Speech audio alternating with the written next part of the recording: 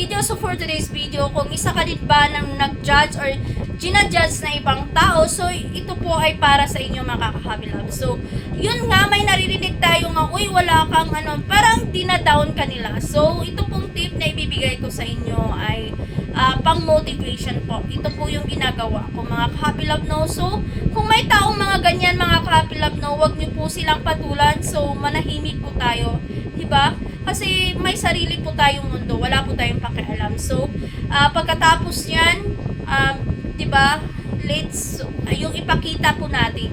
So work in silence and let the success be the noise. Yung successful ang mag-iingay. So hindi po natin kailangan nga kaya yung ganun.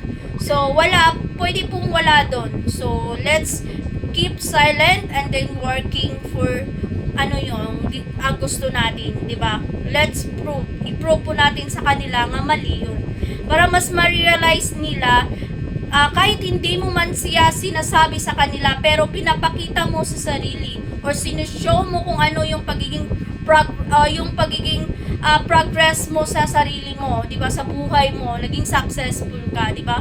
So yun po ang ipakita natin, even not word, pero nakita kung ano man ang naabot mo. So ganun po ang gawin niyo mga ka-Happy Love, no? So I hope na inspire kayo. Thank you so much and follow for more.